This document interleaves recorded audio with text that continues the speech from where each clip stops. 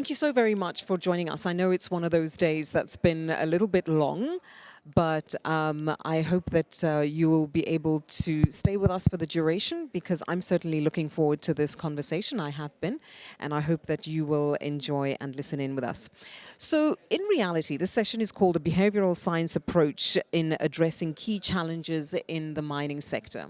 I guess in many ways, Silla, that is a very, very fancy way of saying our behavior has a very direct impact on the environments in which we work, and of course the mineral sector is no exception to that rule. And the lady sitting right next to me is named Silla Kruko. She is the nudge and behavior design expert at Transformative Business Consulting. Silla, thank you very much for being with us and welcome. So I'm going to give you the floor, and that is going to give you the opportunity to present and engage us on the topic. And then thereafter, we'll have a window or an opportunity to ask you some questions. So without any further ado, please go ahead. Thank you, Tumi. And I'm so happy to be here. I'm going to start out talking a little bit about my first 17 years working within applied behavioral science. Because around 17 years ago, I started going on field visits, working within the field of applied behavioral science. And here I went out and I had a look at many different contexts all over the world, especially looking at manufacturing work sites. I looked at gold mines, diamonds mines, and residential areas. I did so to map and understand what really controls human behavior and figure out how to ideally create small changes that can change this as well. And while doing so, I had three really important realizations. First of all, I realized that when we want to change human behavior, a lot of the times we have two different ways of thinking about it. We have a tendency to think that we either use the stick or the carrot to change behavior. But today I'm going to offer you a third option, because there is another way of changing human behavior and also making sure that the human element within the mineral industry corresponds with the targets that we have.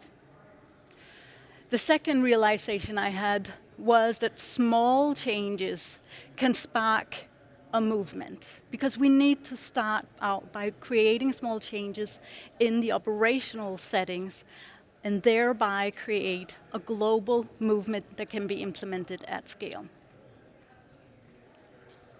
So my third realization from going out into the field was that we don't have to invent the wheel, because all the right solutions are already out there.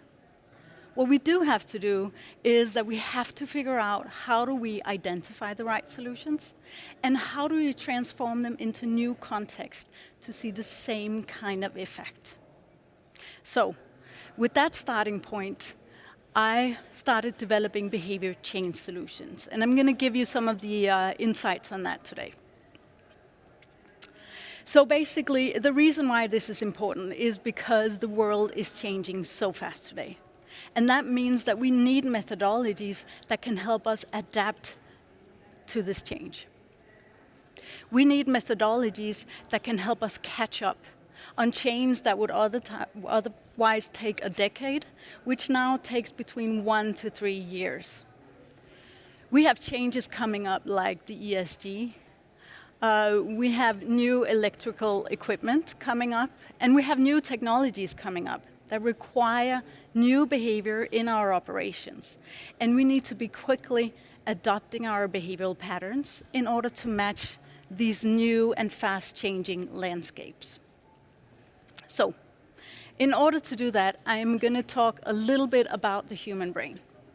Because if we want to change human behavior, we have to understand how the human brain works. And we have to understand how we make the right decision in operations, the easy ones. So, let me start out today by talking about the human brain and the human decision-making systems.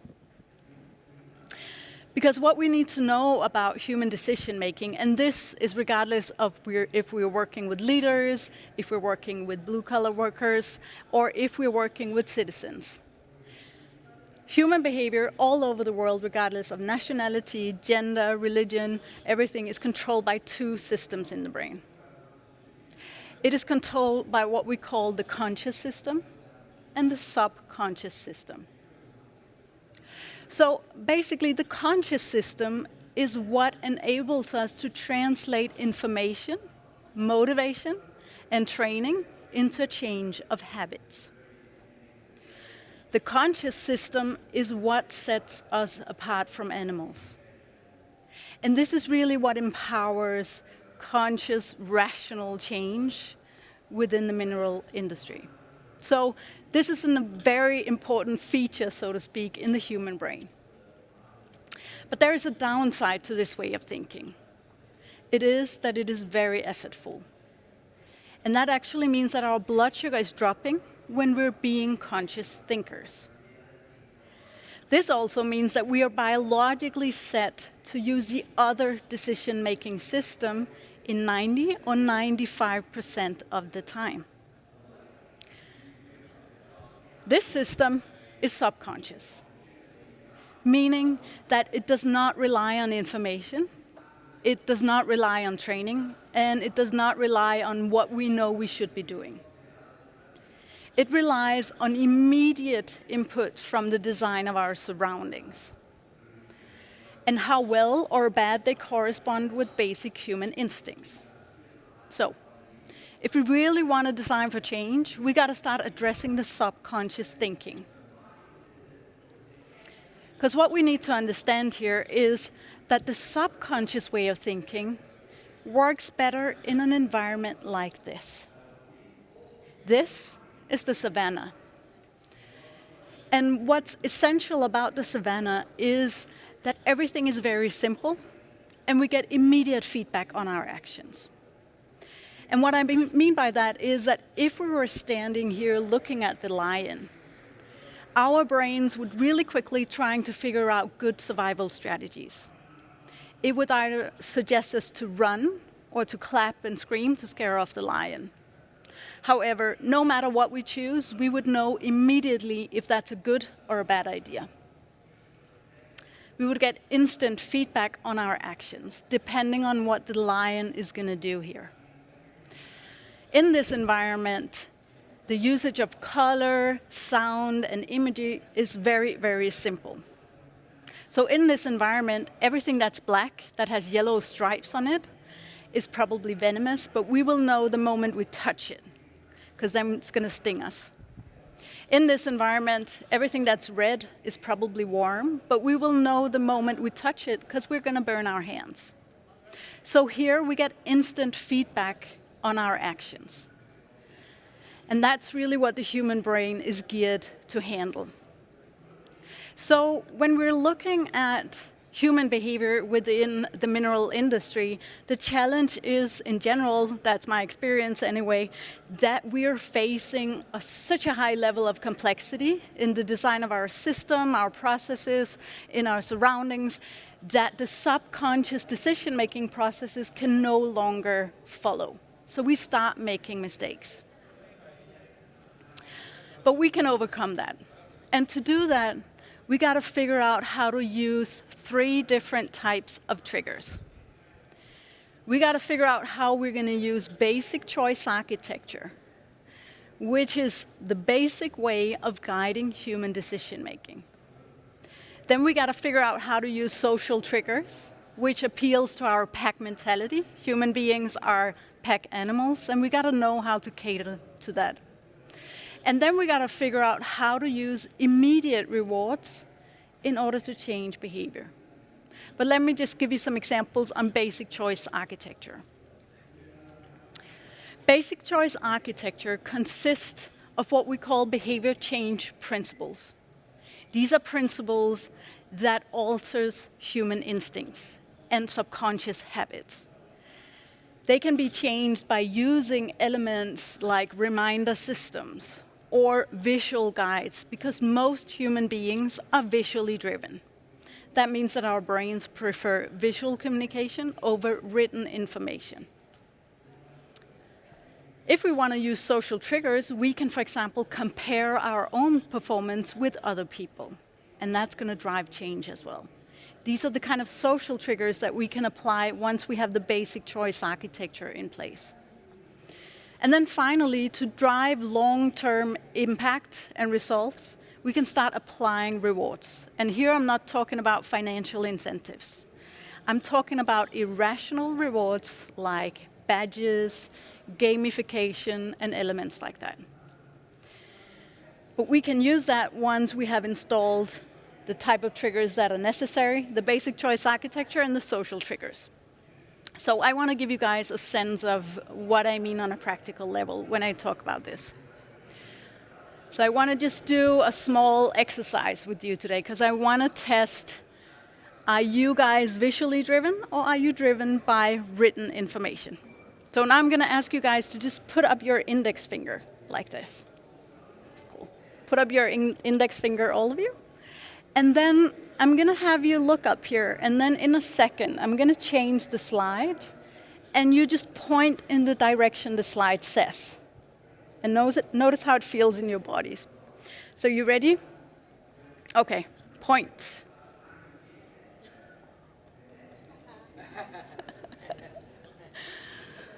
Cool, so I see most of you pointing that way. And of course, this is a trick, right? So I'm giving you contradictory information here, given in two different ways. So I'm giving you visual directions as the bottom, and then written information at the top. And from you guys, I saw that around 80% of you started out by pointing that way, and then you changed the direction of your arm to fit the written information. And that's actually how the human brain works, across all genders, all nationalities. We are visually inclined to react to our surroundings, meaning that we react intuitively first to what we see and what we are guided to visually, and then we often believe that the written information is more accurate, so we change our habits to follow those. But if we want to see immediate impact amongst leaders or workers, we got to make sure to communicate in visual ways first, and then the written information can follow. Let me show you some practical examples on how this works. So how many of you guys have been below surface in an underground mine? Yeah? Great. So did you ever encounter this kind of bag going down? So the mines I've been in, the miners bring these kind of bags. And before they go below surface, they gotta make sure that everything is in here, because they work between 11 to 12 hours below surface. They cannot get up to just get water or extra PPE or anything like that. So they really gotta make sure they have everything they need. And why? Because if they don't bring water or food, their mental load is going to be blowing the roof within a couple of hours. They're not going to be able to focus, and that becomes a risky situation. If they don't bring extras of PPE, one of the biggest challenges we see in the bottom of a below surface mine is humidity on their hands, because the heat and humidity is so high. So their hands are often exposed to different kind of injuries. So they really gotta bring extra gloves, extra glasses, because if they don't, the risk that they're not gonna be using the right PPE and not corresponding with safety protocol are really high. But when you look at this mining bag, there are no visual guides here. There is nothing helping me to think about what do I need to bring. And before miners go below surface, they're often in a safety huddle, right? So they need to remember all these different things. They need to remember what task am I going to solve today, what do I need to handle. And then on top of that, the whole a physical element comes into play when you go below surface and you get a lot of pressure on your body, you get a lot of heat, you get into an environment that's completely unnatural to human beings. So you need some help here. So what we're testing and developing are different behavior change interventions that can help them remember the right PPE at the right moment, if you want to work with safety on a practical level. So let me show you an example of some of the interventions that we're testing. So here, for example, we're testing a default setting, so a change in the design of the bag, introducing pockets where you can see through. So behind them, you get visual guides showing you what am I supposed to remember to put in this bag every time I'm preparing to go below surface. So here we're showing extras in the form of gloves and glasses. But also we're asking a question here, saying, where are your extras? We're doing that to help miners and their brains automatically try to answer this question, and thereby they become inclined to remember these things more. These type of interventions, we've tested them in different environments, and what we see is that they actually have the potential to increase the number of times where workers wear the right PPE by up to 50%. And this is such a tiny, small, little change in the environment that can have a massive impact. And ideally is going to lead to a better safety practice. So imagine what we can do if we start systematically implementing these kind of solutions, but not only on the safety protocols, but also looking at sustainability and different other perspectives. So, what's really important here is that we gotta figure out ways to design the subconscious triggers of our environments. And I've created a tiny environment for you guys here in this imagery. So basically here I have a set of Legos. And when you put them together, they become a piece of toy. But this is a piece of choice architecture. So I have also done something else. I've taken away a couple of the subconscious cues that might help or prevent you to figuring out what is this to become.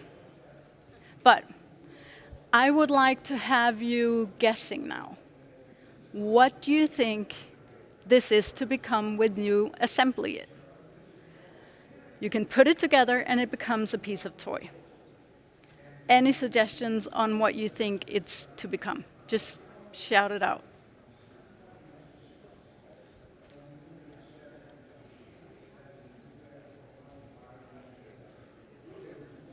Sorry? A ship? Why do you say that? The shapes and the color? Yeah? So notice how your brains are trying to make sense of the shape and the colors here. So it's really trying to figure out what is this to become by taking cues from the design of surroundings. It's not a ship. Train. A train? What makes you say that? The track. Yeah? So again, your brain is taking a cue, trying to figure out what is this to become when I assemble it. It's not a train either. Any other suggestions?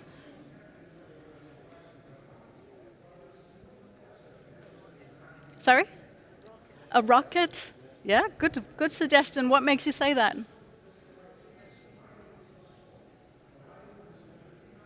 Yeah? Cool. It could be a rocket as well. But notice how this is a piece of choice architecture, and I would like you guys to interact with this in the same way. But right now, you would interact with it in different ways.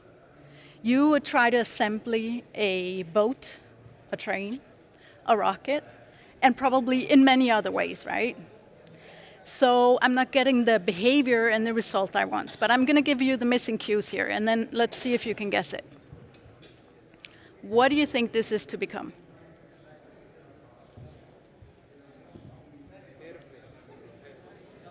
Helicopter? You're right. This is what it is to become. So when we want to change behavior, we got to be really aware of what kind of cues we have in the design of our surroundings. Because we can use a lot of different change strategies, but really it comes down to what we see and hear and feel on a daily basis. So the best way of changing behavior is to make sure we have the right choice architecture, giving us the subconscious cues that can make us assembly the right thing and interact in the same way on a systematic level.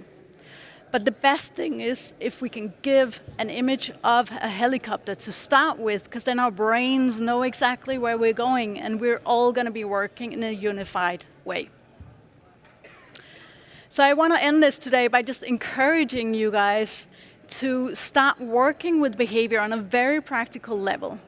Setting up innovation labs, as I call them, but really I mean selecting above ground, below ground mine, where you start looking at what small behavior change interventions can we do in order to change behavior on a measurable scale.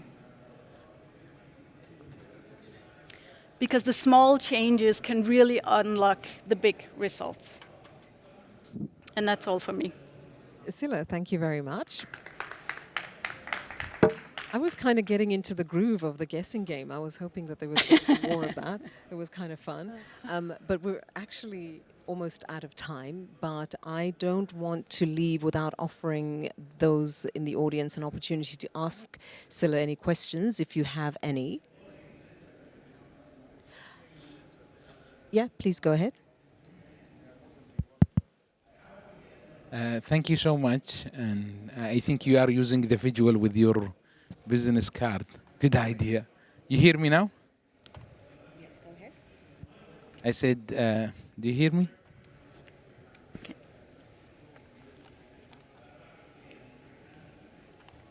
Now we can. So yeah, thank you for the presentation, and it's different technique to maybe increase safety and others. But from your experience, can you just give us an example or the impact of such intervention or such practice in the safety? Because I imagine one area where can apply this safety. Mm-hmm. Yeah, sure. So basically, this way of working with behavior change can be used in all kind of contexts. But what we see, and which we haven't seen before actually, is that very few are applying this currently in the safety area, but it has such a big potential. We've implemented these kind of solutions in so many different high-risk work sites, and we see amazing and immediate results without workers having to put anything on top of their everyday tasks as well.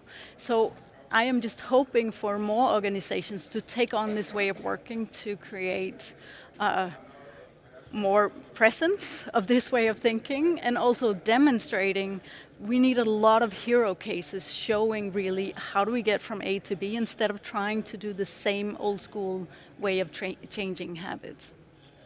Is there any other question? I know we have to wrap up. Just one really, really quick one for me. Mm-hmm. I think this is really interesting in terms of how to help people who are actually at the literal coalface to change or to protect themselves better and to have a more conducive working environment, which they are participants in creating. What I would like to hear is just a couple of initial thoughts from you around how one applies that further up the chain. So when you are dealing with people who are making decisions around the mining industry who aren't necessarily experienced in working underground in the coalface, and considering the changing environment that we're trying to cater for by 2050 or 2060, how does one approach that kind of behavioral change question? That's a good question. So I think it's very important that, first of all, decision makers become aware that there are these techniques, and they are very much applicable on a micro and macro scale, so to speak. But I think what I would encourage C-level especially to do would be to start to adopt more of these, because it's really change management, figuring out how do we adopt these behavior change strategies on a higher level.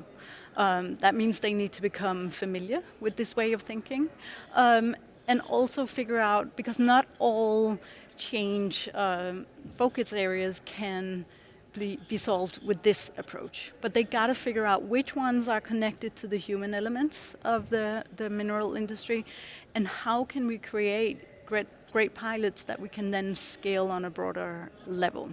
Really, really interesting. I'd love to explore that further, but we have to actually wrap up. It's been a real pleasure having you. Thank you so very much for joining us for this conversation as well. Thank you. Likewise, thank you.